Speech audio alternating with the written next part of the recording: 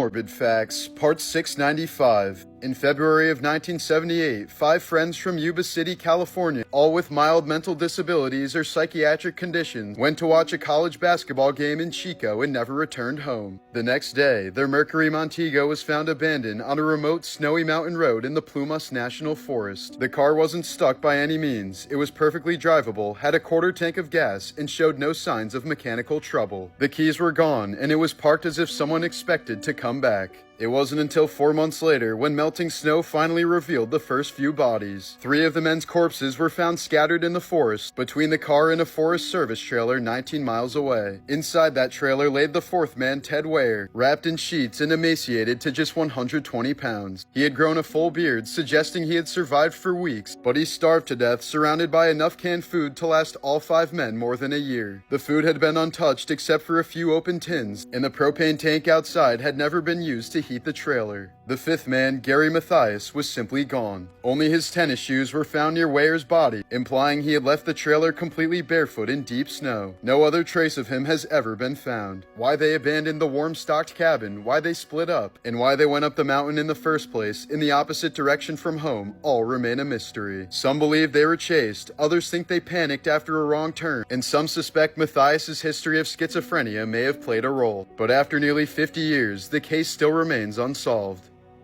In honor of the 80th anniversary, these are the most morbid facts about the atomic bombing of Nagasaki. Here's a photo of a young Japanese boy waiting for his turn to cremate his dead baby brother in Nagasaki. When the guard said, "Give me that load, boy," he replied saying, "It's not cargo, sir, he's my brother." Photographer Joe O'Donnell said the boy was biting his lips so hard to avoid crying that it was bleeding. The intense heat from the bomb caused the Urakami River and nearby water sources to boil. Many survivors, desperate and disoriented, jumped in to soothe their burns, only to collapse and die as their bodies cooked in the water. By the next morning, hundreds of swollen, burned corpses floated through the city's waterways. One of the first Japanese cities that the US planned on nuking was its former capital, Kyoto. The only reason it wasn't bombed was because US Secretary of War Henry Stimson spent his honeymoon there and thought it was a nice place. So instead of Kyoto, they targeted Nagasaki. Nagasaki was home to Japan's largest Christian community, many of whom were descendants of persecuted, hidden Christians. Within seconds, tens of thousands were wiped out, including priests, nuns, and entire families. Some scholars believe this made Nagasaki the largest single massacre of Christians since ancient times.